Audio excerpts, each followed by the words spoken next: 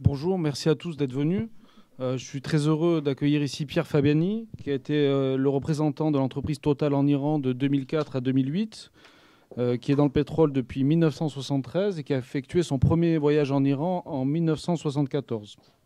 Il est aujourd'hui représentant du GEP, donc qui regroupe 250 entreprises du secteur parapétrolier.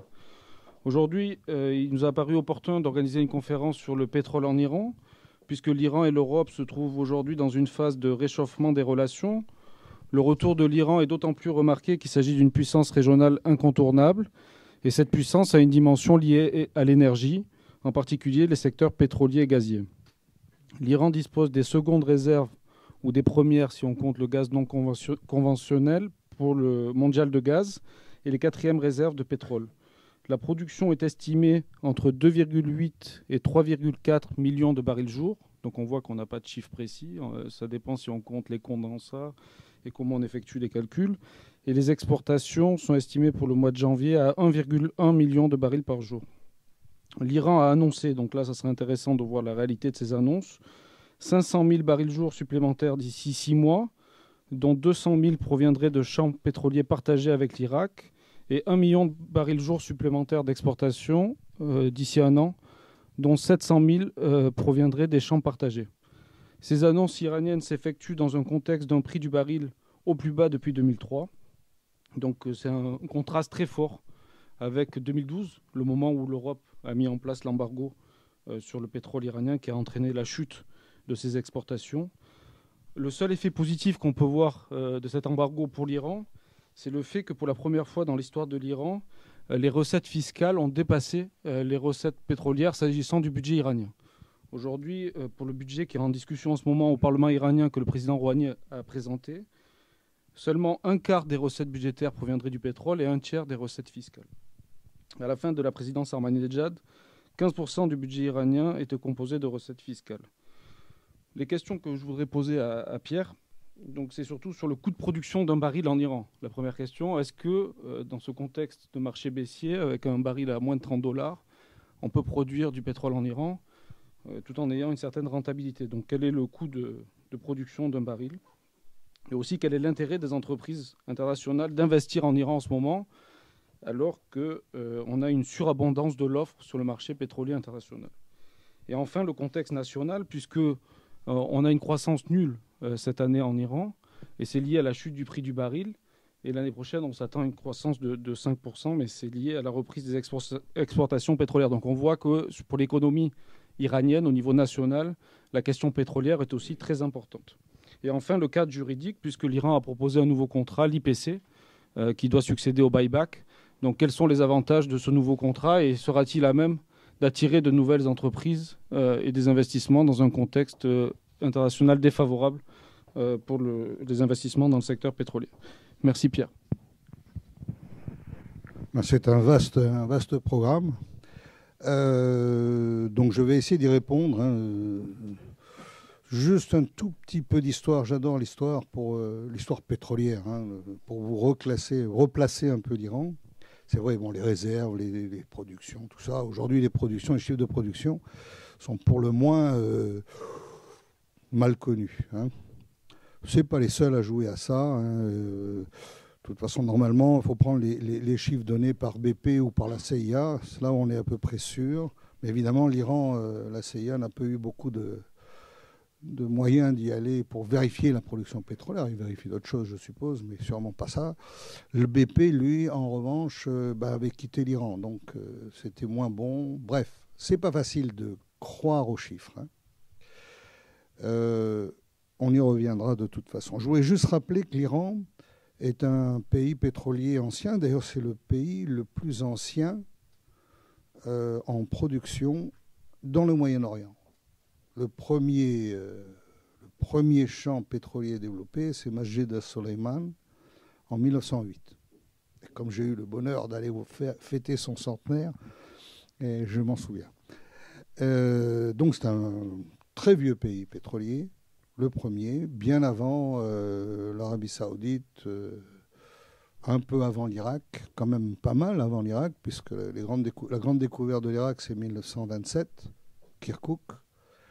Et ensuite, vous tombez plus sur, vous retrouvez le Koweït, vous retrouvez la péninsule arabique, etc. Je ne vais pas refaire tout ça. Hein. Mais c'est un très vieux pays pétrolier qui, à un moment donné, avait également la plus grande raffinerie du monde, celle d'Abadan, qui faisait 600 000 barils. Hein. Donc, ils avaient l'intégralité du métier, ce qui n'a pas toujours été le cas des autres. Hein. Donc, longue tradition. Ça, c'est bien. Ce qui s'est passé, c'est que les Américains se sont intéressés beaucoup au pétrole en général, parce qu'ils commençaient à en manquer pour eux-mêmes. Et donc, ils ont regardé un peu partout. Et ils ont pris le Koweït, par exemple. Ils ont fait l'Aramco avec les Saoudis. Et en Iran, il y a eu un petit problème. Quand Mossadegh est arrivé au gouvernement, vous savez très bien que la CIA a fait personne ne discute ça, c'est de l'histoire, donc on peut le dire simplement. Hein. Ils ont fait un coup d'État et ils ont déplacé Mossadegh et ils ont aussi rétabli le Shah d'Iran, celui qu'on connaît sous le nom du Shah d'Iran. Hein. Ok. Mais ce qui est important chez Mossadegh, c'est que c'est celui qui a établi un principe qu'on retrouve constamment jusqu'à aujourd'hui, et je vois mal comment il bougera, celui-là, c'est que les seuls à pouvoir produire du pétrole en Iran, c'est la NIOC, la National Iranian Oil Company, et personne d'autre. D'où une difficulté déjà après les années, après je dirais l'éviction de Mossadegh, ça a été de comment faire, parce que et à l'époque, on a fabriqué une société qui s'appelait l'OSCO, Oil Supply Company of Iran, et qui réunissait les fameuses 7 sœurs, enfin tous les grands pétroliers qu'on connaît, dont la Française des Pétroles, Total. Et cette société a réussi, était une boîte de service, Oil Service Company. Hein. Donc, servait la NIOC pour produire et était payé une certaine somme par baril produit, etc. Et on a réussi alors à l'époque à produire jusqu'à 6,1 millions de barils jour. Et ça, c'est en 78, je crois, ou 79. 78. Donc ça, c'est très clair, ça marche bien. Et c'est sans tenir compte des condensats. Alors, Clément a parlé des condensats, juste pour vous fixer, vous comprenez quelque chose. Un champ de pétrole, ou un champ d'hydrocarbures est composé de toujours, hein, de pétrole et de gaz, et d'eau et d'autres choses, mais de pétrole et de gaz. Quand il y a beaucoup de pétrole, on appelle ça un champ de pétrole. Quand il y a beaucoup de gaz, on appelle ça un champ de gaz. Mais la nature des choses, en géosciences, mon ami Moïfak ne me contredira pas, c'est la même chose, on ne voit pas de différence. Hein. En revanche, à la production, c'est un peu différent. Quand vous produisez le gaz, il reste des fractions liquides dans le gaz. Et c'est ça qu'on appelle les condensats. Parce qu'on les condense à partir du gaz. Donc c'est des produits très purs, contrairement au brut, qui est assez mélangé, c'est le moins que je puisse dire. Très purs. Personnellement, j'en ai utilisé dans ma voiture, telle qu'elle. Pour une raison, j'avais 200 litres dans mon garage en Indonésie. Et quand vous êtes en Indonésie, en pleine chaleur et tout, avec 200 litres de condensat dans le garage, donc je l'ai passé dans la voiture. Et ça marche très bien, il n'y a aucun problème. Hein. Ça dépend des caractéristiques de la voiture. Donc, ces condensats ont complètement changé les chiffres qu'on donne ensuite, puisque à l'époque, le gaz, on le brûlait. Donc, on ne voyait pas les condensats. On a eu toute une période où on torchait tout le gaz. C'était le gaz fatal, on appelait ça. Quand on trouvait un champ de gaz, on le bouchait. On bouchait les puits, personne ne regardait, quoi. Donc, ce temps a évolué. Heureusement, je ne vais pas vous faire une théorie sur tout l'environnement. Ce n'est pas le lieu aujourd'hui. Donc, il faut voir qu'on avait déjà 6 millions de barils. À l'époque, on a pu le produire. Et que de brut. Ensuite est arrivée la Révolution. Donc, l'OSCO a disparu, hein, a été complètement parti. On a eu cette première époque de repli sur soi-même de l'Iran. Ensuite, il y a eu la guerre Iran-Irak, pas triste non plus, hein, avec tous les ennuis qu'ils ont eus, une très grande résilience, comme on dit en Iran, une très grande résilience des Iraniens. Ils se sont débrouillés, ils ont continué à produire, mais bien sûr, à produire et à exporter. Il fallait voir, il y a encore aujourd'hui sur l'île de Karg, vous voyez encore des bateaux de l'époque qui sont des épaves qu'on découpe proprement pour essayer de les faire disparaître, mais c'était les bateaux qui exportaient le brut. Donc ça, la production a bien sûr baissé. Et un beau jour, après tous ces événements, l'Iran a décidé de s'ouvrir, de se réouvrir au monde international. Le pétrole, bien sûr, je ne parle pas du reste, ce n'est pas du tout mon sujet, hein, je ne suis pas en politique. Hein. Et donc là, sont tombés ce qu'on appelle dans notre jargon les buybacks. Ce sont les contrats que les Iraniens ont. Enfin, les Iraniens, ils ne sont pas très nombreux d'ailleurs. C'est Mehdi Hosseini qui est toujours en charge de ces histoires contractuelles.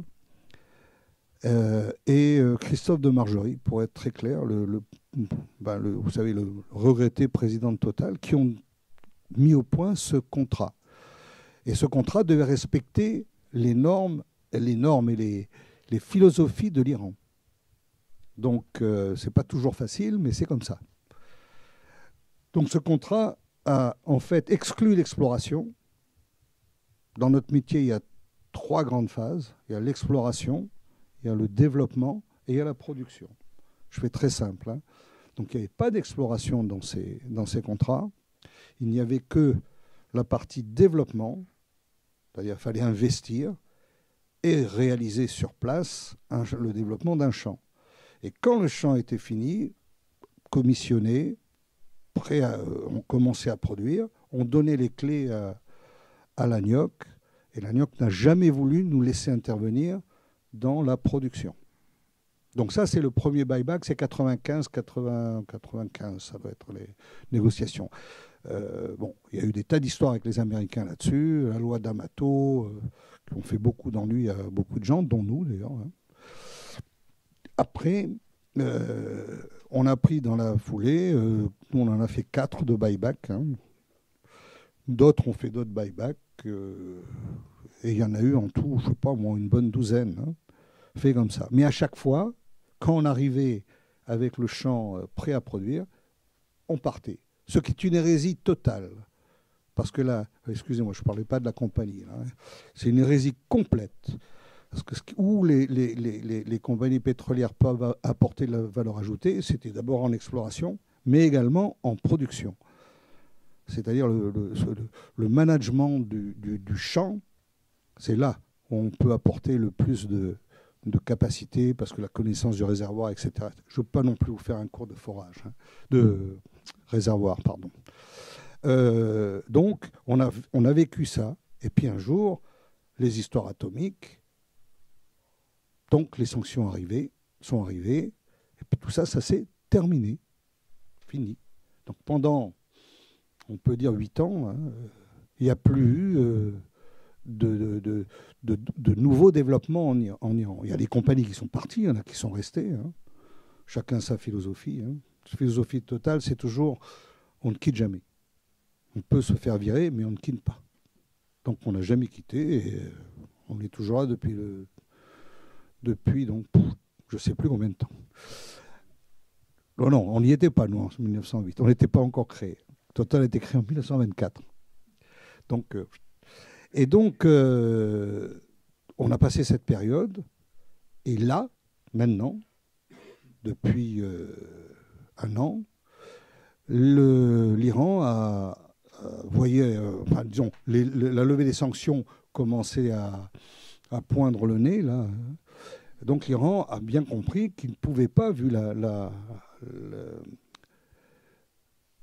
comment je dirais, ou je le dirais à l'envers. Voilà. L'Iran s'est retrouvé coupé de beaucoup d'argent. Les revenus de l'Iran sont assez bas. C'est même aujourd'hui très bas. Il faut être honnête, l'Iran n'a plus la capacité de réinvestir. Aujourd'hui, dans 10 ans, j'en sais rien, dans 5 ans, j'en sais rien, mais aujourd'hui, il n'y a plus de cash. Il n'y a pas de cash, il n'y a pas de prêt, puisque ils étaient par des sanctions coupés du système bancaire, puis qui allait prêter de l'argent à l'Iran avec les sanctions. Enfin, c'est un truc très difficile. Ce qu'a fait l'Iran, c'est de dire on va réattirer les investissements. Et c'est ce nouveau contrat, l'IPC, qui a été conçu par Mehdi Hosseini, toujours le même, qui avait fait les buybacks, et qui a justement essayé de rapprocher le contrat de la pratique normale de l'industrie pétrolière dans le monde international.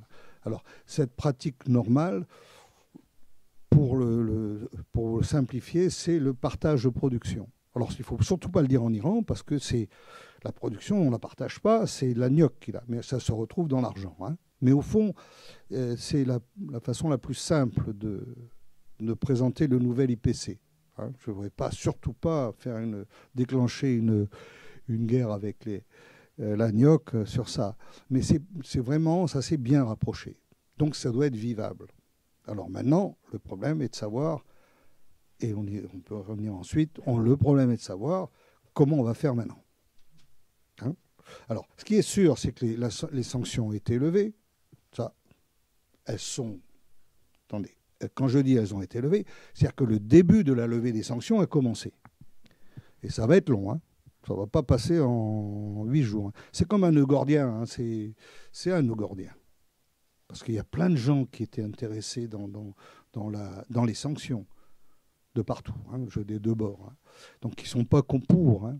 Il y a aussi des gens qui, honnêtement, en Iran, considèrent que ce n'est pas bien de rouvrir le secteur pétrolier comme ça. Il y a des gens très durs, hein, vous les voyez au Majlis, vous les voyez ailleurs. Hein. Ils ne sont pas contents de ça. À l'extérieur aussi, il y a des gens qui ne sont pas contents que l'Iran revienne sur la place, sur la scène pétrolière internationale. Je ne vais pas vous faire un dessin, l'Arabie Saoudite, le pauvre Al-Nimr, est-ce qu'il s'en est suivi? C'est bon, oui, c'est dans la logique. Hein, mais vous avez d'ailleurs que l'attaque de l'ambassade d'Arabie Saoudite a été faite par des plutôt durs. Hein. C'est comme ça. Hein. Donc, vous voyez, tout ça, c'est encore pas simple, c'est pas stabilisé. Ça sera peut-être stabilisé après les élections du 26 février en Iran, mais on va voir. Ça, c'est l'avenir. Hein. Donc, il y a premièrement ça, c'est un nœud gordien, et il n'y a pas d'Alexandre hein, pour couper le nœud, il faut le défaire. Et vous savez que les nœuds gordiens, c'est pas facile. Hein. Enfin, donc il va falloir beaucoup de temps. Les choses qu'il y a derrière, il y a le système bancaire qu'il faut rétablir. Le SWIFT, ça ne vous dit peut-être pas grand-chose ici, mais sans SWIFT, vous n'avez aucun moyen de déplacer de l'argent de façon internationale. C'est le système international. Donc, il faut le rétablir. Je ne dis pas que c'est extraordinaire, mais il faut le faire. Ça prend du temps. Tout ça, ça prend du temps. Il faut reconvaincre des gens de venir, comme les banquiers.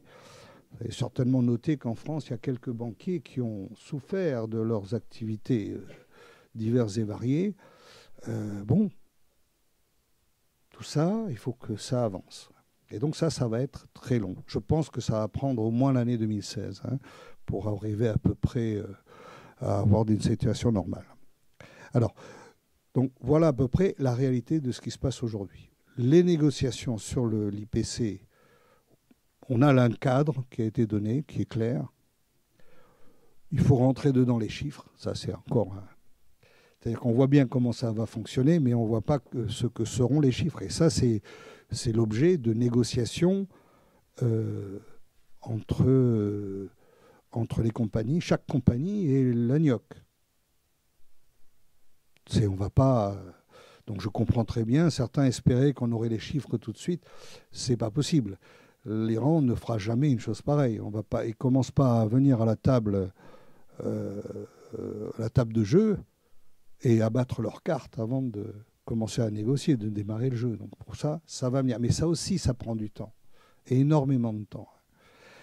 Alors, je vais essayer de répondre à la première question. Hein, de dire, l'Iran peut-il produire en dessous de $30 ? Bien sûr que l'Iran peut produire en dessous de $30. Ce n'est pas un problème, ça. Dire qu'il pourra tout produire, tout ce qui est en Iran, tous les champs qui existent, il y en a peut-être qui vont souffrir, parce que ces champs ont eu un coût de production qui a augmenté ou une production qui a vraiment techniquement baissé. Mais globalement, l'Iran a tout à fait les moyens de produire à 3-4 dollars sans problème une grande masse de pétrole. Là, c'est numéro 1. Non, mais l'Arabie Saoudite, c'est pareil, les Émirats, c'est pareil. C'est pas extraordinaire ce que je dis. Hein. Quand moi j'ai connu le pétrole, quand j'ai commencé en 1973, c'était 2 dollars le baril. Vous savez, quand j'ai connu aussi le pétrole à 10 dollars, je crois que de mémoire, c'est en février 1999. Pas si vieux que ça, c'est pas antédiluvien. Donc, ce qui était tout à fait anormal dans le prix du baril, c'est la stabilité incroyable au-dessus de 100 dollars pendant 4 ans. Ça, on n'a jamais vu. Enfin, vraiment, là, et c'est un peu incompréhensible. Bon, enfin, en tout cas, moi, j'ai pas tout compris. Voilà. Et donc, oui, ils peuvent produire. C'est pas ça le sujet pour revenir sur la scène internationale du pétrole. Le problème de l'Iran, c'est qu'il veut, et c'est quand même assez justifié, il veut revenir. Ah oui, un mot avant. Les condensats, les fameux condensats, sont produits quand on produit du gaz. Vous avez bien compris que quand on ne produit pas de gaz, on ne trouve pas de condensat.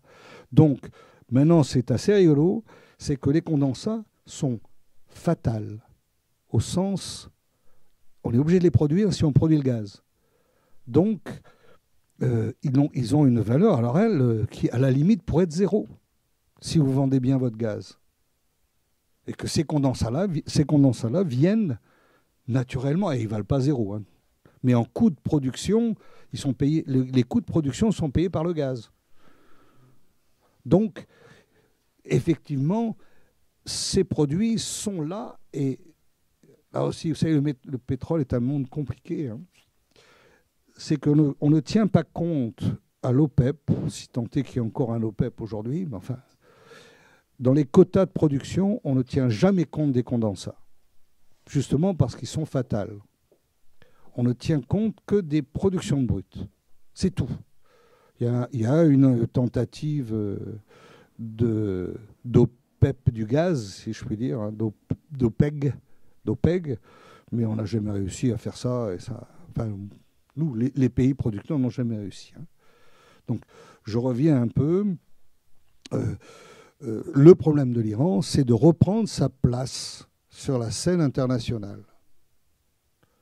Alors, ils n'arrivent pas au bon moment, là, en revanche. Parce qu'effectivement, il y a quand même une surproduction qui n'est pas énorme. Il ne faut pas croire que c'est 20 millions de barils jour, ce n'est pas ça du tout. Mais c'est un système qui est très sensible. Hein. Donc là, on a une surproduction qui doit être de 2-3 millions de barils. Je ne suis pas un pro de ça, moi. Et ça fout en l'air le prix peu à peu. Là, il est tombé, je crois qu'aujourd'hui, c'est 27 dollars. Non, l'Iran peut produire. Le problème, c'est d'arriver d'arriver à retrouver ses clients. Alors, effectivement, on peut assez simplement dire que retrouver 500 000 barils de plus d'export ne doit pas poser de problème dans les 6 mois. Retrouver encore 500 000, ça doit se vendre au bout d'un an. Mais il faut se battre et c'est pas simple. Ça va pas être, il va y avoir des discussions sur les prix qui vont être extraordinaires. Ça va être très, pour les traders, ça va être fantastique. Mais l'Iran n'aime pas trop les traders dans le brut. Hein. De mémoire, l'Iran travaille en général avec le plus possible en direct. Hein. Le plus possible.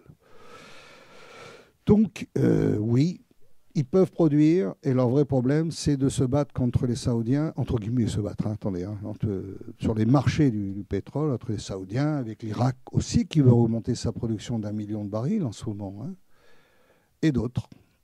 Alors, en revanche, quand vous voyez des prix du baril à 27 dollars, ça embête qui? Ça embête les autres productions de pétrole et de gaz. Alors, parce que je vous dis en tout cas par exemple, des schistes bitumineux, les schistes bitumineux, hein, je ne suis pas dans les gaz de schiste ou huile de schiste. Hein. Les schistes bitumineux, ça vaut, à produire, ça vaut 80 $. Donc aujourd'hui, ben, on arrête. C'est simple. Hein. Vous ne pouvez pas continuer à...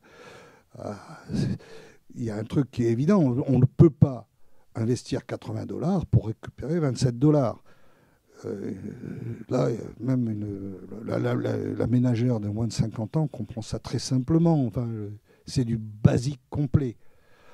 En revanche, les gaz de schiste, les huiles de schiste, les Saoudiens ont fait une intervention qui est un peu tard, je dirais, si entre guillemets, vu leurs objectifs qui étaient d'empêcher les Américains d'aller trop vite. Mais les Américains, ils sont allés très très vite. Et ils ont divisé les prix de production de façon très très sensible. Donc ils sont beaucoup moins. À 27 $, à mon avis, c'est dur. Mais aujourd'hui, c'est pas très grave. C'est leur problème aux États-Unis. Hein. Donc voilà la première des réponses. Oui, l'Iran a toute sa place, mais il faut se défendre. Et elle peut le faire, oui. Avec les condensats, avec tout ça, bon, ça va se vendre. Alors après, ta deuxième question, c'était quoi ?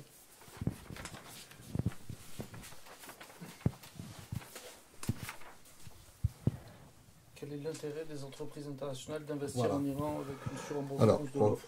Voilà. Alors aujourd'hui, le problème des entreprises internationales, c'est écoutez, de trouver des marchés. Alors là, je parle, hein, donc je parle d'abord pour les compagnies pétrolières, mais également pour les entrepreneurs. Parce que ce qu'il y a à faire en Iran est colossal. Les entrepreneurs, il y a du boulot partout. Donc là aussi, c'est une idée de l'Iran de faire revenir bien sûr les compagnies pétrolières, d'accord, mais également d'avoir des entrepreneurs qui viennent et qui, en collaboration avec des Iraniens, parce que maintenant ça... ils ont fait des progrès sensibles en Iran d'un point de vue technique et ils se sont débrouillés, donc ils se sont débrouillés tout simplement. Hein. Donc on n'est pas comme il y a 10 ans. C'est différent. Donc là, mais faire des associations pour donner aux entreprises iraniennes des niveaux technologiques que l'on connaît à l'extérieur de l'Iran, enfin de les remettre au niveau de l'international, ça oui, c'est l'intérêt de l'Iran. Et c'est aussi forcément l'intérêt des entreprises qui vont faire du boulot. Il faut travailler, c'est tout bête. Le problème qu'il y a là-dedans, c'est le financement. J'ai dit tout à l'heure que l'Iran n'avait pas d'argent. L'Iran n'a pas d'argent. Alors, il y a effectivement 150 milliards, je ne sais pas exactement à l'extérieur, mais c'est très en dessous des besoins de l'Iran pour revenir globalement, parce qu'il n'y a pas que le pétrole, hein, il y a d'autres choses. Hein. Donc, il faut impérativement que du cash soit injecté en Iran pour rétablir le niveau de l'industrie, tant l'agnoc que les entreprises qui servent l'agnoc. Donc voilà, donc il y a un intérêt mutuel de tout le monde, à condition que de l'argent puisse venir rebooster l'économie. Et c'est pas simple. Je vous ai dit tout à l'heure, il n'y avait pas de système bancaire. Quand même un peu juste. Hein. Donc là, il faut le faire très vite. Il y a des prudences de partout, toujours. On attaque un sujet qui est... j'allais dire que c'est herculéen ce qu'il y a à faire. Je suis sérieux. Il faut bien se rendre compte. Par exemple, l'Iran propose 50 champs aujourd'hui à la coopération. Il y en a 50. Tiens, il y a des gros, des moins gros, mais il y en a 50. Je vois mal comment l'agnoc peut négocier 50 champs en même temps. 50, connaissant la capacité de l'Iran à négocier, la façon dont on négocie, qui est longue, qui doit... vous devez obtenir un consensus. Il n'y a pas je connais personne qui, dans l'agnoc, va prendre des décisions brutales contre le reste de... C'est pas du tout dans la culture. Hein. Donc, ça va être très long. Une négociation en Iran, c'est très long. Alors, comment mener 50 négociations en même temps ? Je ne sais pas. Quand en plus les champs, certains vont être mis, et ça devrait être le plus grand nombre d'entre eux, en tender, c'est-à-dire en appel d'offres. Donc vous devez mener à ce moment-là des négociations avec plusieurs sociétés. Là, il y a un problème. Moi, je vous dis, j'ai négocié avec l'ANIOC, c'est pas facile, c'est long. Hein. Donc ça, je vois bien tout de suite. Je peux vous donner un exemple. Quand je suis arrivé en Iran, j'ai eu la chance je n'étais pas du tout, moi j'étais vraiment pour rien, mais j'étais dans la salle du conseil de l'ANIOC où on a signé le contrat Pars LNG, qui représentait, ça variait à l'époque, ça avait eu 7 milliards de dollars, hein, entre SP11 et le... Donc c'est des grosses choses, donc c'était fantastique. Moi je suis arrivé, on signe un contrat comme ça, c'est parfait. Quand j'ai quitté les rangs, j'étais au board de Pars LNG, au conseil de Pars LNG, je leur ai dit, mais ce qui est rigolo, c'est qu'on vient de passer 4 ans à négocier les clauses d'un contrat signé. C'est extraordinaire. Moi, je n'avais jamais vu que ça avant. J'avais vécu ça avant. Donc, voilà. Ça, il n'y a aucune critique dans ce que je dis. Hein. C'est comme ça. Alors, c'est une des difficultés on va trouver en Iran. Une autre difficulté, c'est que je trouve que la façon de mettre en œuvre les contrats qui signés sont rentrés en application a souvent été donnée à des niveaux où les gens ne prennent là vraiment aucune décision dans l'ANIOC. Hein. Par exemple, ils appliquent les contrats de façon, mais alors, stricte. C'est ce qui est écrit dans le contrat. Ça, c'est pas le métier. Hein. Parce que vous prenez un champ, on peut prendre il faut prendre même des décisions en cours de route pour dire, attends, non, là, c'est pas... Ça sert à rien. Hein, je vous donnerai qu'un exemple. On avait un contrat où il fallait faire des forages, ce qui est assez normal dans notre métier. Puis en regardant le réservoir, le tout, on s'est rendu compte qu'un des forages où il était prévu, tel qu'il était prévu, ne servait à rien.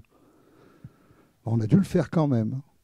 Ce qui n'est pas grave pour nous, puisqu'on était payé, sur les coûts. On était payé en pourcentage de ce qu'on allait dépenser. Donc, c'est ce qu'on leur a dit d'ailleurs. On leur a dit non. On a dû le faire. Donc, je dirais, voilà, ça aussi, ça va être très difficile.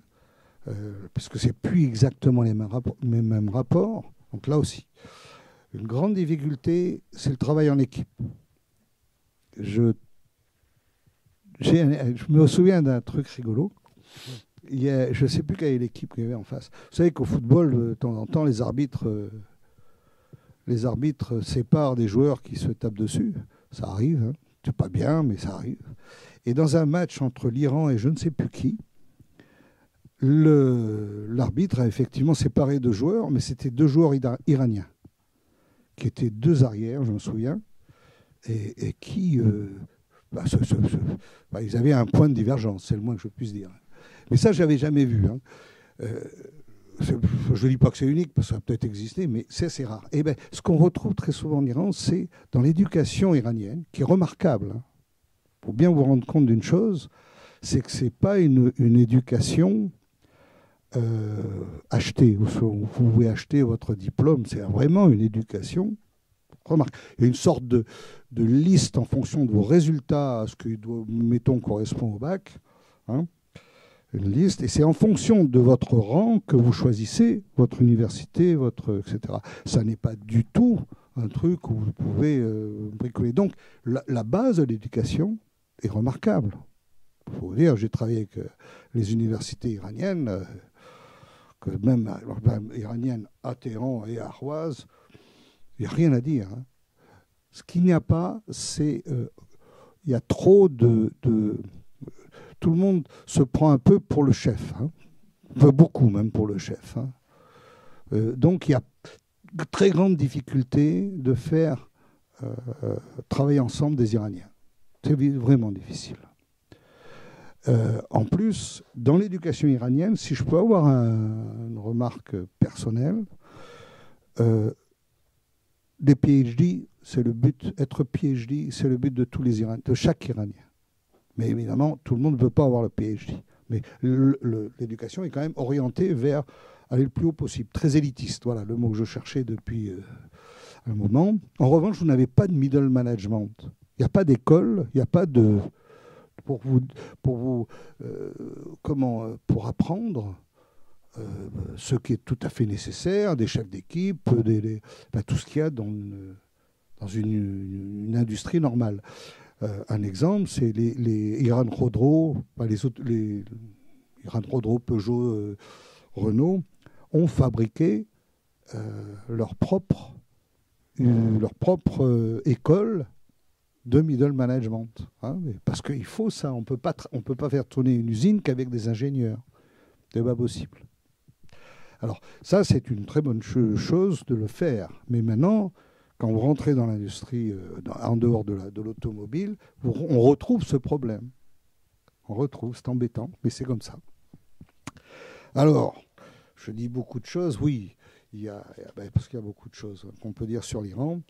Donc, il y a aussi un truc qui est assez surprenant.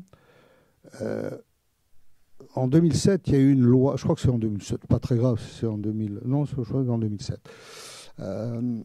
Il y a une loi au Majlis qui a décidé qu'il n'y aurait pas plus de 2/3 des diplômes dans les universités qui seraient donnés aux femmes. Oui, ça fait drôle comme ça, hein. C'est surprenant. Ça veut dire qu'à l'époque, déjà, 2/3 des diplômes étaient donnés aux femmes. C'est ça que ça veut dire. Alors, il y a des raisons qui peuvent expliquer ça, hein, que parfois les femmes sont plus... je vais vous le dire autrement. Du temps du Shah, les universités se sont vues interdire, enfin les femmes à l'université ne pouvaient plus porter de voile. Ça, c'était dans le style Atatürk parfaitement exclu. Bon, il y a des femmes qui sont à l'université sans problème, ok, mais il y en a beaucoup, et en particulier des classes moyennes et de la province, où c'était culturellement impossible. Donc, une femme ne va pas dans un endroit public sans le voile. Donc elle n'allait pas à l'université. Quand la Révolution est arrivée, le voile a été rétabli. Donc déjà là, les femmes sont arrivées en beaucoup plus grand nombre. Et elle trouvait, je crois, en Iran, dans l'université, quand même, une plus grande liberté, la liberté intellectuelle. Je suppose, et ça c'est alors là mon interprétation, je suppose que ça a permis, elles avaient plus de liberté, elles sont quand même plus contraintes que les hommes, hein, enfin, me semble-t-il, hein. Et donc elles avaient plus de liberté, elles ont mieux travaillé. Et donc... Et par exemple, je peux vous dire que sur notre usine, l'usine qu'on a construite de traitement de gaz sur South Pars, 20% des postes étaient tenus par des femmes. Mais 20%, ce n'est pas secrétaire, hein, c'est 20% des postes ingénieurs, techniciens qu'on a. Et je n'ai jamais trouvé ça ailleurs dans le monde. Donc, il y a d'autres difficultés avec ça, hein, parce que c'est pas simple, mais... Il y a un truc tout bête, c'est comment vous habillez, comment vous mettez un bleu à une femme iranienne. Voilà, des choses comme ça. Parce que là, c'est une question de sécurité. Vous savez, avoir des choses amples avec des machines tournantes, c'est interdit. On ne peut pas. Donc, il y a des sujets absolument merveilleux. Donc voilà, ça, c'est très clair. On a ce qu'il faut au point de vue éducation, sauf ma nuance sur... Il faudrait que... Si je peux avoir un conseil à donner à l'Iran, c'est travailler le middle management, faire comprendre aux gens qu'on peut aussi très bien vivre en étant chef d'équipe et pas forcément PhD. Hein, j'exagère, je caricature, je force mon trait, hein, mais c'est quand même important pour l'Iran. Hein. Donc là-dessus...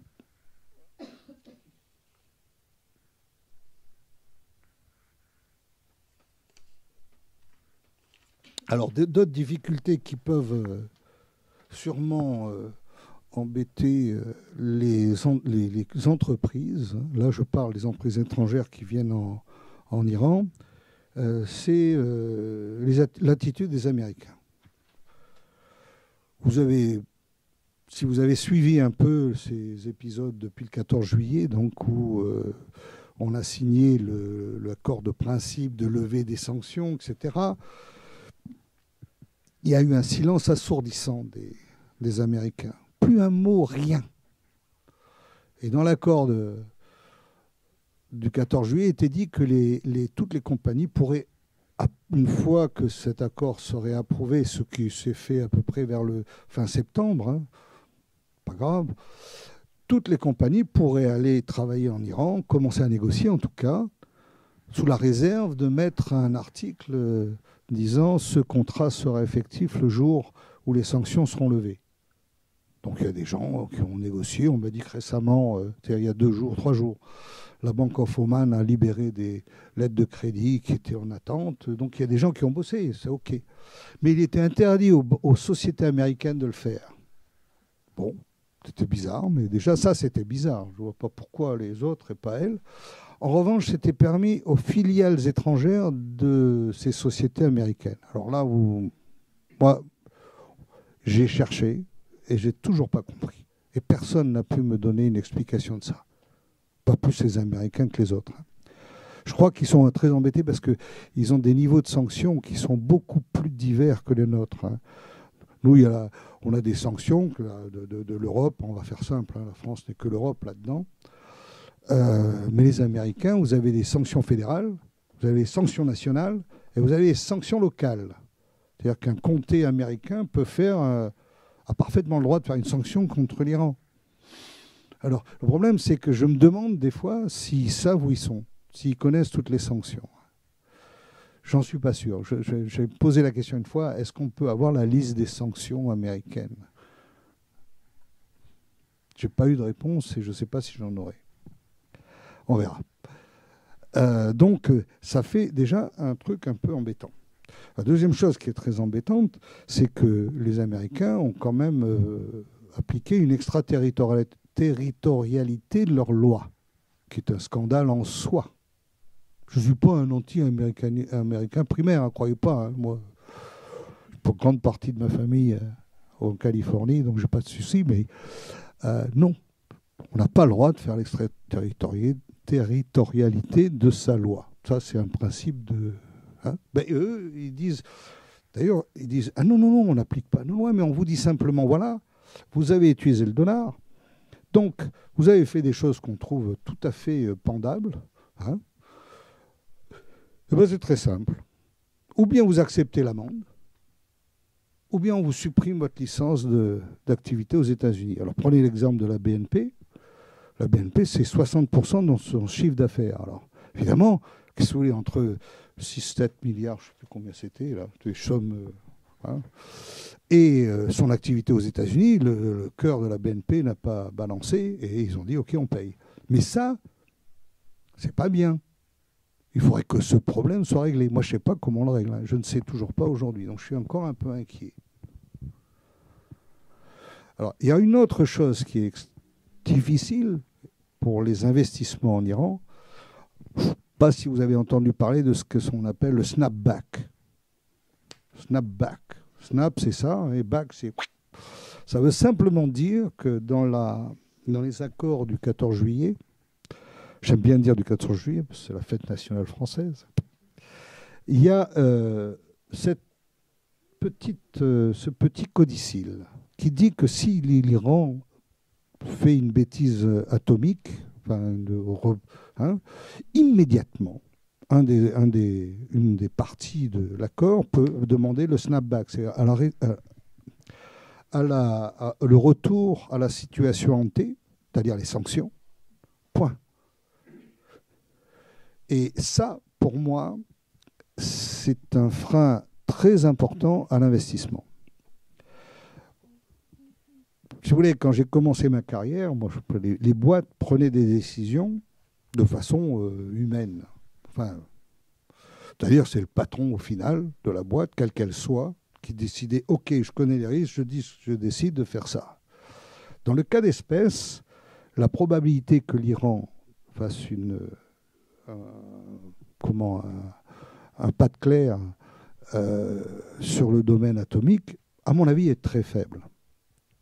Dans les conditions actuelles, moi j'en sais rien, hein, mais je ne suis pas maître de l'avenir, hein. Je ne suis pas maître du temps, je ne suis pas Valias, moi. Et donc, elle est très faible. Mais en revanche, elle est énorme en conséquence. Si la probabilité est faible, le risque est important. Et je vois mal comment, quand maintenant, de nos jours, où la décision finale, bien sûr, est toujours dans la main au moins d'un comité exécutif, comment un risk manager, je ne sais pas si vous êtes familier avec ces choses-là, hein, le risk management maintenant est devenu une chose parfaitement formelle dans toutes les entreprises. Ce n'est pas le nombre de zéros qui change, hein, le zéro de... On va voir un risk manager ou une société qui vous fait des études de risk manager et on lui demande qu'est-ce que vous en pensez. Et quand le risk manager va étudier le cas de l'investissement, il va dire attendez, mais là c'est quoi cette histoire de snapback? Et quand on va lui expliquer, il va dire non. Et après, je ne sais pas, une nouvelle fois, je ne sais pas si ça va se réaliser. J'aimerais avoir une clarification du snapback parce que c'est un frein extrêmement important au développement de cette nouvel élan pour l'Iran. Donc voilà à peu près ce que je peux dire là-dessus. Hein. J'ai essayé. Enfin, je parle très simplement. Hein. Je ne suis pas diplomate. Je vous dis simplement. Voilà mes craintes. D'ailleurs, cet après-midi à 5 heures, j'ai une réunion au ministère des Affaires étrangères où, après ce qu'il a levé, enfin, il n'y a pas que moi, je ne suis pas tout seul. Hein.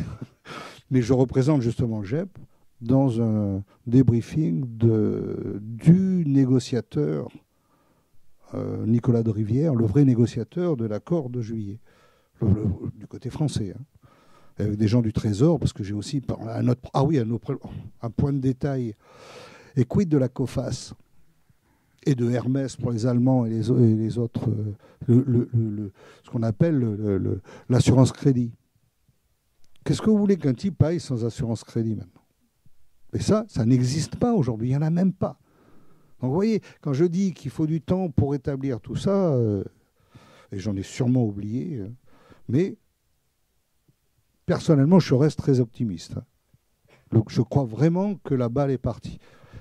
J'attends le 26 février pour savoir exactement comment le Majlis va être, mais je vois mal un retour en arrière venant des Iraniens. Moi. En revanche, les craintes que j'exprime sur les étrangers, elles sont réelles. Mais les élections américaines, l'intelligence d'Obama a été, et au début je me suis dit, il est fou, pourquoi il fait ça? Et c'est les Américains qui m'ont dit ça. Et on a dit, non, il a très bien fait de passer au Congrès, c'est très très bien, parce que maintenant c'est une loi fédérale. Et ça, avant de les démonter, ces lois-là, c'est plus difficile. Maintenant, vous ne pouvez jamais savoir l'avenir. Si quelqu'un veut vraiment démonter cette loi, oh là oui,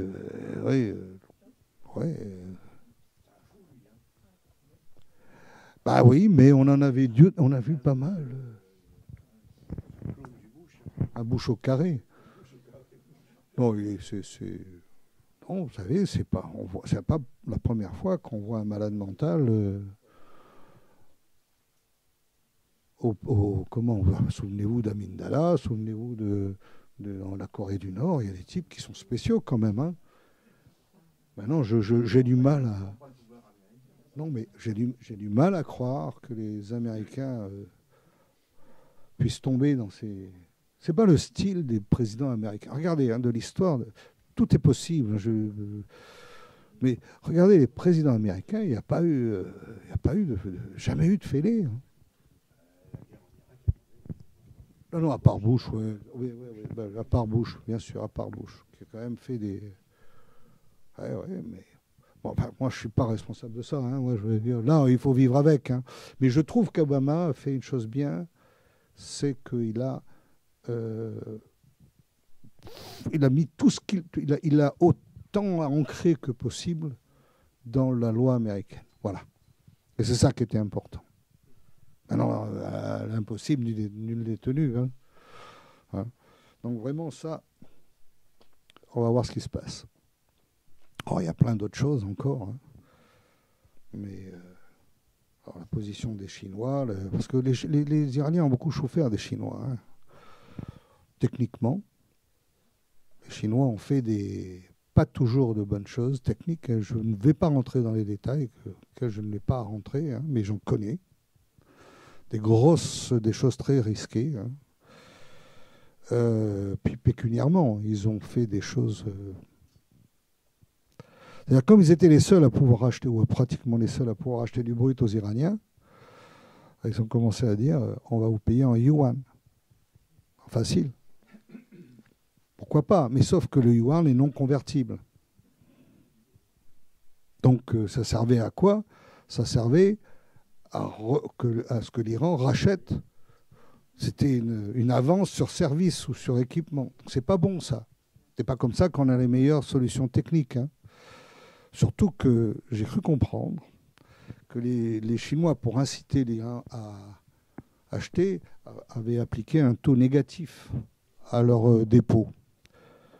Donc une peau de chagrin. Si l'Iran ne tirait pas dessus, la somme diminuait. C'est rare quand même en banque, ça aussi. Et s'ils voulaient alors du hard currency, là c'était très cher, j'en parle même pas.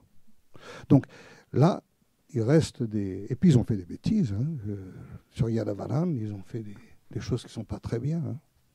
Yadavaran, c'est un champ de pétrole. Et des gens sérieux en plus. Je ne comprends pas. Vous avez des questions, bien sûr. Je ne suis pas très habitué à vos pratiques. On va prendre quelques questions, si vous voulez. Merci beaucoup, Pierre. Est-il totalement exclu que l'Iran et l'Arabie saoudite arrivent à un accord sur le prix du pétrole?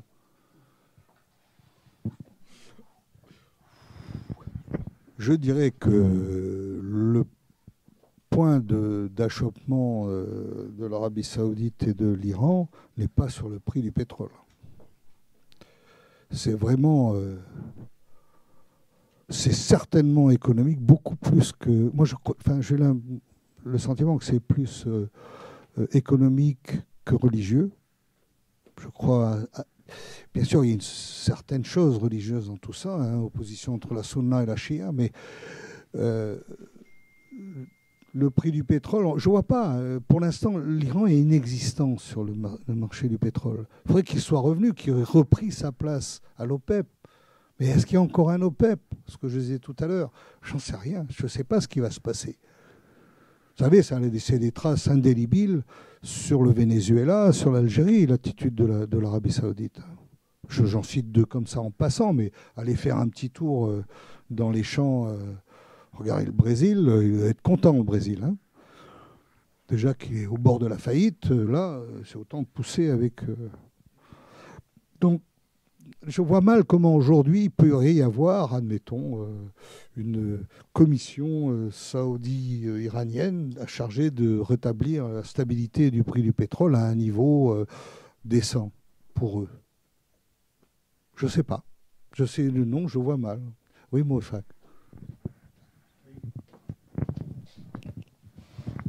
Je souhaite tout simplement faire un petit commentaire, en fait, dans ce sens-là, sur le prix de brut. Il y aura sûrement un accord entre l'Arabie saoudite et l'Iran sur le prix. L'Arabie saoudite, en fait, a volontairement, probablement baissé le prix pour deux choses. D'abord, étuer, en fait, la production de l'huile de schiste aux États-Unis, qui représente à peu près 2 millions à 3 millions de barils par jour, et ensuite casser l'économie d'autres pays, entre autres l'Iran. Il ne faut pas oublier le scénario des années 80, se répète aujourd'hui. Le scénario connaît le prix, en fait, de 25 $ aujourd'hui de brut au Proche-Orient ressemble à 9 $ en 87. Si le prix de 87 est actualisé de 9 $, ça vaut à peu près 25 à 30 $ aujourd'hui. Nous sommes exactement dans le même scénario. Et ça a été baissé volontairement par l'Arabie saoudite pour casser, en fait, la guerre entre l'Iran et l'Irak. Et rappelez-vous que l'Iran a demandé le cessez-le-feu, en fait, tout de suite après, parce qu'on ne pouvait plus. Alors, pour arriver à un accord entre l'Iran et l'Arabie saoudite, il faut revoir si l'Iran est capable, devant leur peuple, de réviser leur politique régionale, leur implication dans la région, que ce soit par exemple en Syrie, en Irak, au Liban, au Yémen, qui coûte extrêmement cher au peuple iranien. Ils n'ont pas les moyens. Il ne faut pas oublier qu'un baisse de prix de $1 le baril à 3 millions de barils par jour de production en Iran, ça coûte $1 milliard par an de pertes. Un seul dollar de baisse de prix, chaque baisse de prix de $1 coûte à peu près 1 milliard. Il faut faire le calcul.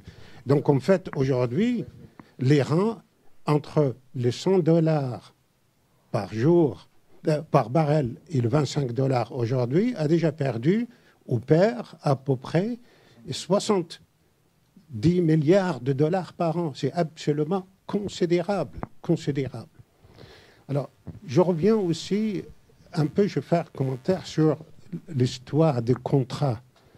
Les contrats pétroliers, c'est quelque chose de relativement complexe, très difficile à négocier. Et pour inciter des sociétés extérieures d'aller investir dans un pays, il faut laisser énormément de marge pour les sociétés internationales à négocier. Donc, on ne peut pas verrouiller toutes les clauses dans un contrat pétrolier tel que la situation en Iran. Il faut laisser pratiquement la moitié des clauses qui sont sujets en fait à être discutées avec les sociétés internationales pour essayer, pour donner l'occasion à la société internationale d'adopter leur politique en fait en fonction des champs qu'ils souhaitent développer. Tout à fait d'accord. Et si les sociétés pétrolières internationales n'arrivent pas à avoir un accès à l'huile, à la propriété de l'huile, ça c'est très délicat en Iran parce qu'il faut pratiquement changer la constitution. Hein? Et ensuite, il faut avoir un accès au moins en fait, il faut la société internationale qui investisse et puisse commercialiser leur part en fait de pétrole à l'extérieur parce qu'ils font énormément de bénéfices en fait sur cette partie-là. Donc il y a beaucoup de choses à changer, énormément de choses. Ensuite, dernière remarque simplement qu'on n'a pas discuté, c'est en fait le gaz. Le gaz, il y a énormément de gaz en Iran, énormément. Il y a autant de gaz qu'en Russie. Et l'Iran seul pourra éventuellement inonder l'Europe totalement et remplacer toute l'exportation russe de gaz vers l'Europe. Mais depuis 25 ans, tous les marchés qui sont autour de l'Iran sont passés sous le nez des Iraniens, en fait. L'Iran n'a pas bénéficié d'un seul marché. Je vous donne l'exemple. L'exportation vers l'Europe, l'Iran n'a pas pu.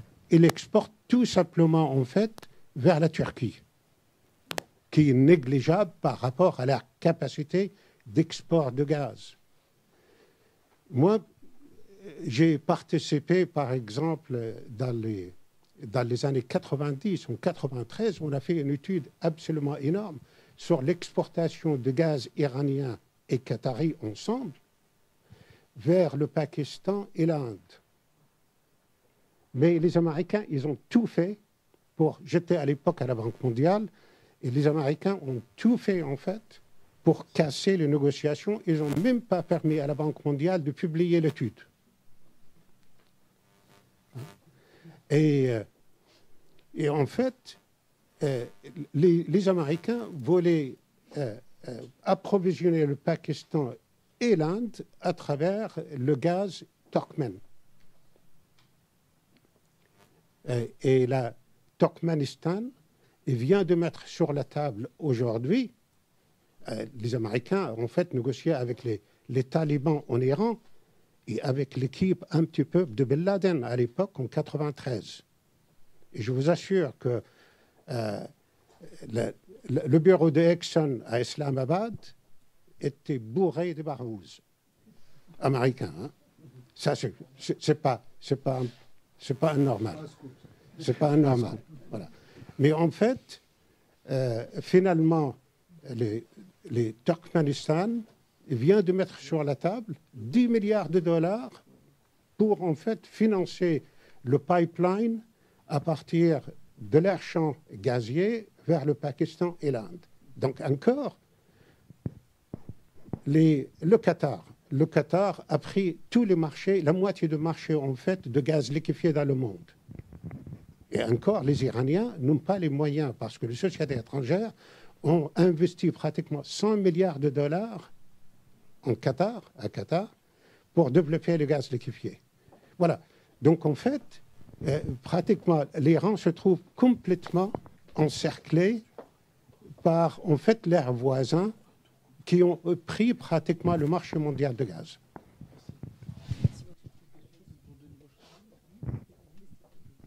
Sur le gaz,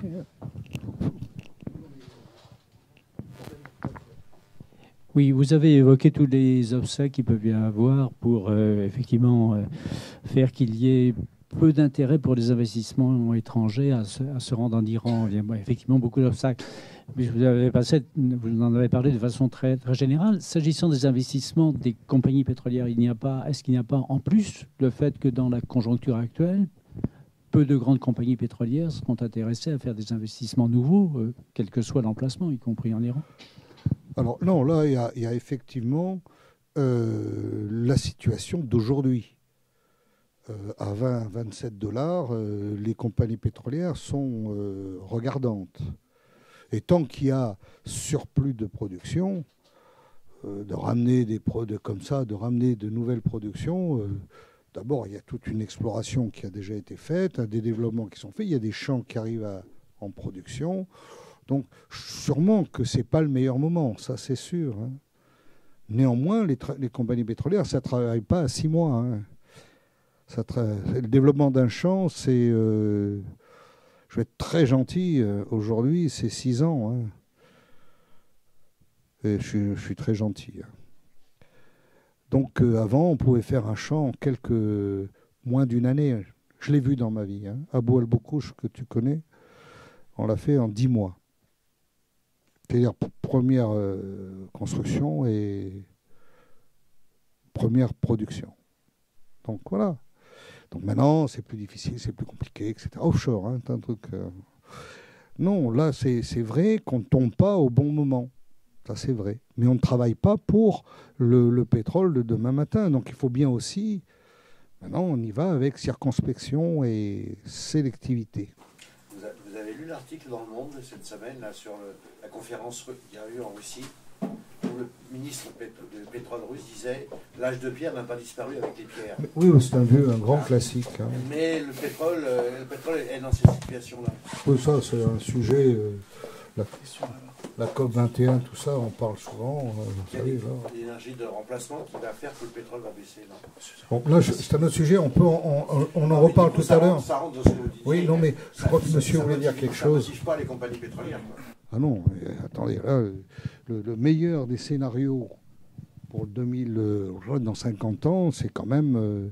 Les énergies fossiles restent à 80% de l'énergie mondiale. Hein. Je n'ai rien contre les énergies renouvelables, croyez-moi, mais c'est comme ça, parce qu'on ne saura pas faire autrement. Hein. Pardon, voilà. Merci beaucoup, Monsieur Fabiani. Personnellement, je profite de votre parole. Mais vous avez d'expérience. Je pense personnellement que dans quelques petits points, un peu exagérés, je voudrais donner par exemple dans le domaine des femmes iraniennes, si nous avons des écoles postdoctorat, des écoles équivalentes au CNRS et dans le domaine des relations internationales, des pétroles. Et aussi, je voudrais vous dire, dans les domaines de femmes, les femmes en Iran sont très actives. Par exemple, dans le domaine universitaire, je voudrais vous donner un chiffre. Maintenant, 63% étudiants iraniens sont femmes. Nous avons 3 vice-présidentes qui sont femmes. Maintenant, nous avons des femmes représentantes dans notre assemblée très actives. Et la deuxième remarque, je voudrais, dans la tension Iran et saoudienne, vous parler sur le sujet de religieux. Pour moi, entre chiites et sunnis, pas de problème. Le seul problème, c'est la pensée d'extrémistes. 2 semaines avant, j'ai étudié le livre auteur de M. Abdul Wahhab, Ibn Abdul Wahhab, qui écrit la pensée du wahhabisme. Dans la section de Jihad, il écrit une phrase, je voudrais vous dire cette phrase, que à nos musulmans, les chiites n'acceptent pas cette pensée. Il écrit que dans la section de djihadisme, il écrit que tous les chrétiens et juifs doivent être tués, les hommes de chrétiens, les hommes de juifs doivent être tués, les femmes doivent être esclaves et les enfants de chrétiens doivent être égorgés. Pardonnez-moi. Le chiisme n'accepte pas ça. Et qui soutient le Daesh? Vous connaissez bien. Qui financie le Daesh? Vous connaissez bien. Et j'ai entendu les attaques récentes dans le Paris. Dans le Paris, par exemple, une famille dans un restaurant, calmement, ils sont en train de manger quelque chose dans cette soirée-là. Un homme vient attaquer et tuer avec le Kalachnikov. Qui? Est-ce que c'est un jeune homme français? Non. C'est la pensée du wahhabisme qui attaque ça.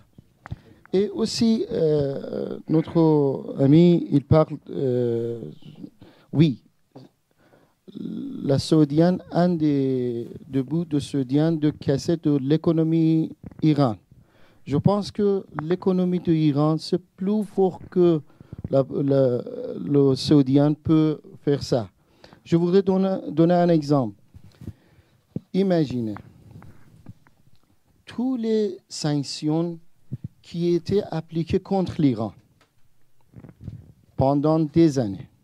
Si cette sanction, imaginez franchement, si cette sanction appliquée contre la France, est-ce que la France peut résister pendant 6 mois? Non. Il était complètement cassé. Et à cause de cela, je dis que l'économie de l'Iran, c'est plus pour que le Saoudien ou tel pays peut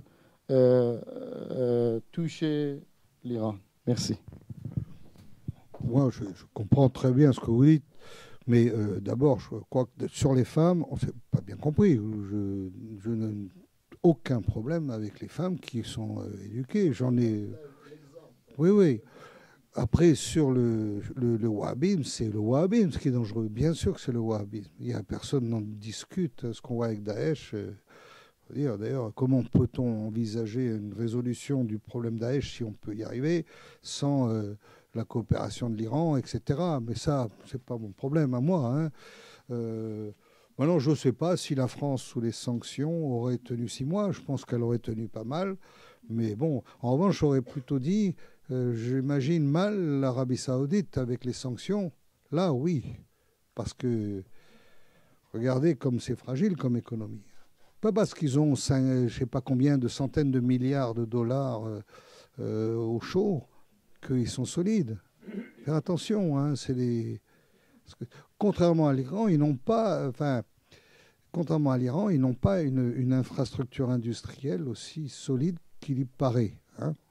Elle travaille grâce à l'argent des Saoudis, mais regardez des choses comme Sabic, par exemple, dans la chimie, elle travaille au gaz alors qu'ils n'ont pas de gaz. Alors c'est un peu embêtant, c'est un truc donc ils achètent cher du gaz. C'est pas le Qatar avec la chimie, c'est l'Arabie Saoudite qui a besoin de gaz. Maintenant, d'ailleurs, le Qatar commence à leur en vendre beaucoup. Hein.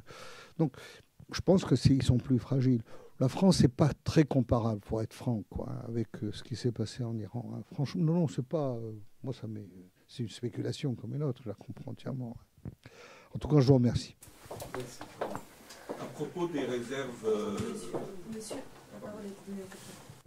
Oui, je voulais soulever une question. Je ne suis pas du tout un spécialiste, mais on dit depuis assez longtemps que les infrastructures iraniennes en matière de production, d'exploitation sont quand même très, très dépassées et nécessiteraient d'énormes investissements pour les remettre, les moderniser. Alors la question que je me pose, c'est à partir du moment où l'Iran veut produire plus de pétrole, comment il peut, avec, disons, une infrastructure qui visiblement doit être complètement revue, remise à niveau. Est-ce que d'ailleurs c'est le cas? Est-ce que... Voilà, c'était le sens de ma question. D'abord, oui, je comprends ce que vous dites, mais il faut bien comprendre que les champs iraniens sont des champs anciens. Ce n'est pas tellement d'aller repeindre ou de changer les tubes et les bidons. C'est une chose que les Iraniens ont pu très bien faire. Il faut vraiment voir maintenant comment est l'industrie iranienne, hein, l'industrie assez lourde. Hein. Les forges, les machins, ça marche pas mal. Hein. En revanche, ce qu'il y a, c'est que quand vous produisez un champ de pétrole, il vieillit. Moi, j'aime bien donner l'exemple. C'est comme moi, par exemple. Je suis un vieil homme maintenant. Enfin, plus tout jeune. Allez, hein? Ouais, enfin, bref.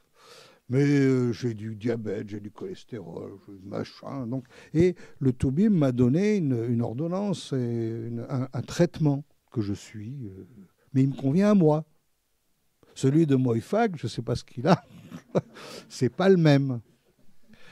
Ce que je veux dire, c'est que les gens ont souffert. Et c'est un peu comme de vieux hommes, de vieilles femmes. Ils ont souffert parce qu'on a tiré dessus, parce qu'on les a traités, bien traités. Mais ben, c'est pareil, ils n'ont pas la même vitalité qu'ils avaient avant, au début. C'est ça. Et ça, on sait faire pour les réactiver, les rebooster. C'est du dopage. Je sais que c'est interdit, mais alors, on peut doper la production, le faire intelligemment, ça existe. Et c'est ça dont il est question. Plus que de réparer, juste, il y a des choses à faire aussi sur les infrastructures. Il y a des choses à améliorer. Il y a des techniques que les Iraniens n'ont pas au point de vue informatique. Il y a des tas de choses. Ah, c'est une autre histoire. Je n'ai pas parlé là de raffinage. Je peux dire deux mots du raffinage. J'ai été raffineur aussi dans ma carrière. Mais c'est pas ça le sujet. C'est que j'ai été en Iran avec du temps où Nehmatzadeh était le vice-ministre en charge du raffinage et distribution. Et il me disait pourquoi tu viens pas faire une raffinerie ici? J'ai dit parce que c'est pas simple. Alors on avait traité justement avec les Saoudiens juste avant. La raffinerie de Jubail, qui est une grosse raffinerie, 400 000 barils sur le golfe Persique. Et j'ai dit non, bah ici c'est trop compliqué parce que tes raffineries, elles vont pratiquement, elles font un produit qui ne vaut rien. Parce qu'à l'époque, l'essence, c'est 8 centimes du baril, de litre. C'est pas cher. Hein. Et donc les gens considèrent que c'est rien. Il n'y avait aucune économie dans tout ça. Donc c'est ça qui est le problème. Moi, je vais investir des milliards dans une nouvelle raffinerie et puis je vais vendre ça 8 centimes. C'est très difficile de motiver des raffineurs à produire un produit qui ne vaut rien. Je vous défie de faire un truc vous-même. Réfléchissez 2 secondes. Je reparle donc d'il y a 10 ans. Hein. Réfléchissez 2 secondes. On vous demande de mettre de l'argent dans un produit qui ne vaut rien. Ah mais non, mais on vous le rachètera au prix international et après, nous, on le subventionnera. Je dis oui, c'est vrai, mais sauf que je te fais confiance en toi, bien sûr, mais tu ne peux pas dire que dans 10 ans, dans 15 ans, ça sera la même chose. Dès que vous avez des systèmes trop subventionnés, vous ne pouvez pas générer d'investissement pour l'améliorer. Or là, c'était trop subventionné. Je sais que maintenant, l'Iran a diminué largement les subventions à l'essence. Ça peut relancer la chose maintenant. Ça peut reprendre un certain intérêt. Mais ça aussi, vous savez, là aussi, c'est une petite vanité des Iraniens. Ils pensent beaucoup que s'ils s'ouvrent, et tout le monde va se précipiter. Ce n'est pas vrai, mais ça va venir, ça prend du temps. Je sais qu'ils sont très impatients. Mais oui, mais il faut attendre un peu, ça va venir. Il y a des tas de choses qui peuvent se faire en Iran, énormément de choses. Je suis très, très optimiste. Hein. Mais je ne suis pas optimiste sur l'échelle de temps. Hein. Je sais qu'il va falloir du temps. Et si on le fait trop vite, d'ailleurs, ça ne va pas marcher. Hein. en plus. Donc le raffinage a des problèmes. Oui, oui. À propos des réserves de change de l'Arabie saoudite, d'après le Financial Times, au rythme actuel, elles seront épuisées dans 3 ou 4 ans. Apparemment, l'Arabie saoudite aujourd'hui a un déficit public de l'ordre de 15%, à tel point qu'ils sont obligés d'emprunter sur le marché international. On en déduit donc, et puis ensuite, ça je l'ai entendu ici même hier après-midi, la situation politique au sein de la royauté de l'Arabie saoudite est terriblement chaotique. Donc, à un moment donné, on se dit que la situation en Arabie saoudite n'est pas si brillante, que ce soit sur le plan politique ou sur le plan financier. Sur le plan politique, je l'ai appris ici hier après-midi. Sur le plan financier, c'est le Financial Times. Et on en arrive donc à se demander si l'ennemi de mon ennemi est mon ami, et je pense à Daesh, n'est-ce pas? Daesh est à la fois l'ennemi de l'Iran et de l'Arabie saoudite. On peut quand même penser qu'ils seront forcés d'arriver à un accord. Ça, où je suis d'accord avec vous, c'est que je ne sais pas si c'est 3 ou 4 ans, mais c'est pas plus que ça. C'est ça, l'ordre de grandeur est là. Personne ne le discute, même pas les Saoudiens. C'est-à-dire que s'ils continuent sur cette échelle de déficit public, il y en a pour 3 ou 4 ans. C'est pour ça que je vous dis que c'est pas si extra. C'est bien d'être saoudien, il y a beaucoup d'argent, mais ça va vite à la façon dont ils bossent. On voit très très bien que d'ailleurs l'industrie, l'économie saoudienne a beaucoup baissé, puisqu'ils se sont mis à exporter du ciment, ce qu'on n'avait jamais vu dans l'histoire de l'Arabie saoudite. Tout le ciment qu'ils produisaient, c'était pour construire des choses, eux, bien sûr. Eh bien non, là, il y a très peu de temps, il y a 2 mois, ils ont exporté du ciment. Donc on voit bien que c'est quand même très sensible. Hein. Alors, quant à savoir si Daesh peut être le point d'union de l'Arabie saoudite et de l'Iran, je laisserai les deux se débrouiller avec ça. Alors là, vous savez, si je me laissais aller, j'ai reçu j'ai passé à Clément une description de la situation entre la Syrie, la Jordanie, l'Iran, l'Irak, l'Arabie saoudite, le machin, au travers d'un album de Tintin qui était... et c'est, franchement, c'est éclairant, on voit de façon extraordinaire l'obscurité totale de ce problème. Alors là, hein, j'aime bien les oxymores, hein, excusez-moi. Mais là, franchement, celui qui comprend aujourd'hui quelque chose à la situation du Moyen-Orient, chapeau, ben on voit bien que pratiquement Israël est presque copain avec l'Arabie saoudite. Enfin, moi, j'ai l'habitude du Moyen-Orient. J'en ai vu des tristes et des pas tristes. Mais alors là... Et puis, vous avez oublié quand même, enfin, j'ai oublié quand même dans l'histoire de l'Arabie saoudite, il y a un ennemi qui morfle, c'est la Russie. Ça, il morfle alors là. Parce que là, c'est plus 20 millions de personnes qui morflent. Hein. C'est pas 80 millions de personnes qui morflent, c'est les Russes. Et là, s'ils n'arrivent pas à exporter un bon prix leur gaz et leur pétrole, etc., pas si vous vous rendez compte, on est en train de déstabiliser le monde, là.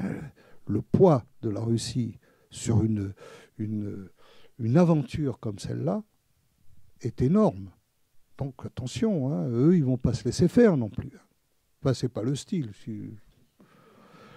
Donc moi, maintenant, me demander un pronostic sur le prix du baril, sur ce qui va se passer maintenant, je suis optimiste pour l'Iran, c'est tout.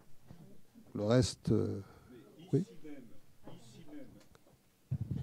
Ici même, hier après-midi, les 2 intervenants disaient que l'hypothèse de l'accord entre Israël et l'Arabie saoudite, ils n'y croyaient absolument pas. Oh, mais je n'ai rien contre les croyances des gens. Je vais essayer de me faire comprendre. Moi, les croyances, j'en sais rien. Moi, je ne sais même pas si ça existe. Je ne sais pas. C'est pas ça le sujet. C'est que le monde regarde maintenant comme tout à fait naturel, d'une façon... que Israël puisse se rapprocher de l'Arabie saoudite. C'est ce simple fait-là, qu'on ne soit pas en train d'éclater de rire ou de tristesse, qui me surprend. Ça veut dire que maintenant, n'importe quoi peut être considéré. Ça veut donc dire que c'est inextricable. Et puis c'est tout ce que ça veut dire. Voilà mon analyse, si vous voulez. Je te pose juste une dernière question. Moi, la question sur l'environnement, parce qu'on n'a pas parlé des... Là, on parle des investissements en Iran dans le secteur pétrolier, l'avenir de l'Iran. Mais j'avais eu la chance de visiter des champs pétroliers en Iran grâce à Total à l'époque où tu étais leur représentant. Et il y avait déjà des problèmes de torchage de gaz toxiques. Et puis il y avait le problème quand même des populations qui vivent à côté des champs. Alors est-ce que tu penses que les sociétés multinationales qui vont investir en Iran, vu que c'est une question qui est importante pour la société civile en Iran, sur ces questions de pollution, est-ce qu'il y aura des efforts qui seront faits, tu penses, sur ces futurs investissements? Ou est-ce que, comme c'est une question secondaire dans un pays émergent, puisque la priorité c'est le développement économique, on va sacrifier les questions environnementales? Alors là, je suis tranquille. La vice-présidente iranienne qui est en charge de l'environnement, je peux vous dire que sacrée dame. Et que, à mon avis, elle ne se laisserait pas faire. Très sérieusement. Hein. C'est une brique importante du gouvernement de Rouhani. Hein. Ça, faut pas vraiment. Avant, c'était moi, mais elle, très importante. Bon, ceci dit, d'abord, c'est vrai qu'en Iran, il y a beaucoup de gaz avec ce qu'on appelle l'hydrogène sulfuré. Donc ça, c'est évidemment un produit toxique. Ça. Je vous signale qu'en France, on a vécu pendant 60 ans, ou je ne sais pas combien, 70 ans, avec le gaz de lac, qui était, sans vouloir me tromper, au moins presque 10 fois plus H2S, hydrogène sulfuré, que ceux d'Iran. Donc, oui, c'est un truc. Et on n'a tué qu'une vache, paraît-il. J'ai été le patron de Pau à la fusion entre Elf et Total, donc j'ai toute l'histoire de lac en tête. Donc c'est quelque chose qu'on maîtrise. Faut pas non plus. C'est un truc très dangereux, oui, mais on le maîtrise. L'Iran l'a maîtrisé. Si vous allez à Salouye, qui est le port où il y a à côté des grands développements de South Pars, vous avez des montagnes de soufre. Parce que vous neutralisez bien sûr l'H2S en enlevant le soufre. En se débrouillant, il ne faut pas vous faire un cours de chimie, ce n'est pas le sujet. Hein.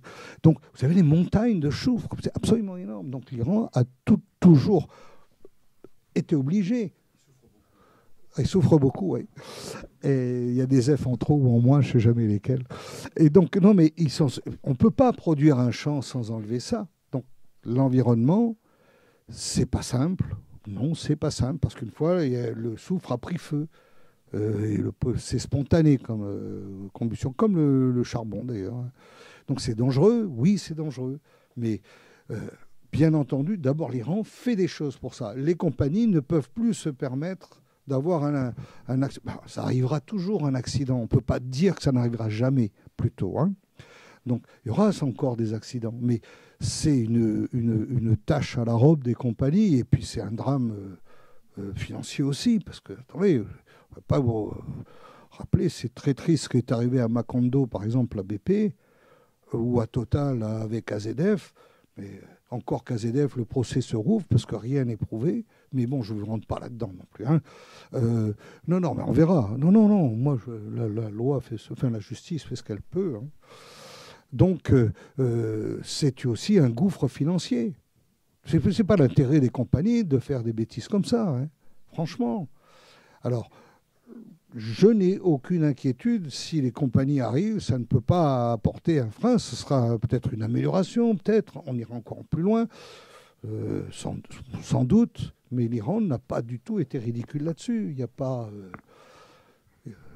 à ma connaissance, non. Si tu as une nuance...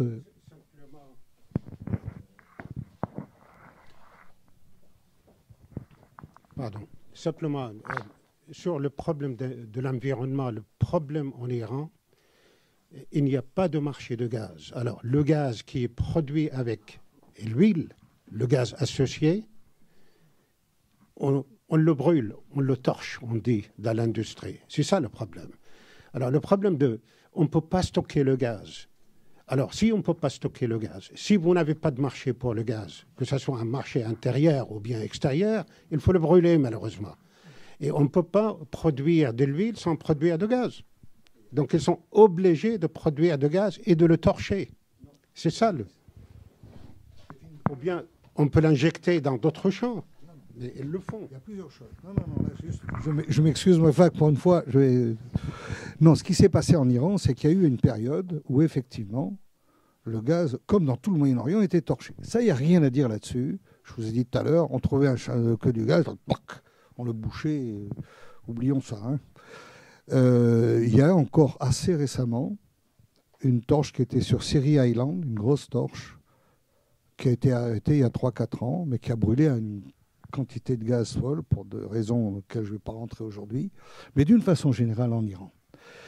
L'Iran est entièrement gazier, domestiquement, comment on dit en français, en interne. Hein, le pays est entièrement...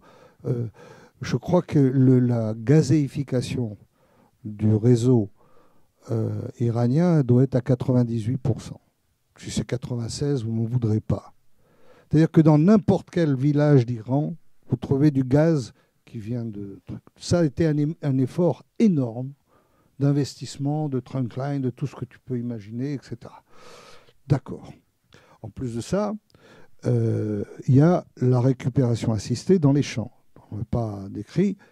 On a compris aussi qu'on pouvait... Une des méthodes est certainement d'injecter du gaz. Là, il y a une partie du gaz qui est aussi réinjectée. Là où c'est efficace. On est bien d'accord. Docteur Saïdi, tu te souviens de lui? Il est mort en début d'année.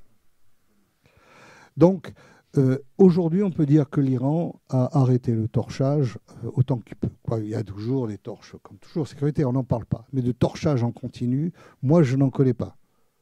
Ce qui est même un plus. Parce qu'il y a vraiment une utilisation du gaz.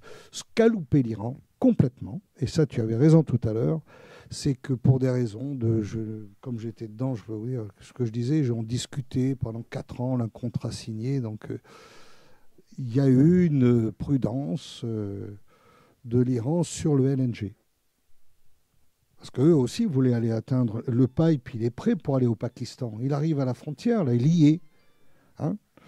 Mais en revanche, le LNG qui permet, le LNG, c'est liquéfier le gaz naturel, puis le mettre dans des grands bateaux, là, et ça part sur les flots bleus, et on va livrer n'importe où dans le monde, hein, comme si c'était du pétrole. Hein. Donc il n'y a pas besoin de pipe. Donc ça, ils l'ont raté. Il n'y a pas de LNG en Iran. C'est simple comme bonjour, alors que tout le monde a... le Qatar en face, c'est évident. Oman a le sien maintenant. Oman LNG. Le Yémen a le sien. Ça, je peux vous dire, en ce moment, c'est dur. C'est Total qui l'opère, je peux vous dire, on ne rigole pas. Donc, voilà, ça c'est très clair. Hein. L'Arabie Saoudite a besoin de gaz. Le Koweït en manque. Là, il y a un problème aussi. Moi, plutôt que de... Ce qui serait génial, c'est qu'un jour, l'Iran puisse vendre du gaz à... Ce que j'ai toujours dit, moi, de mon côté. C'est de vendre du gaz en face.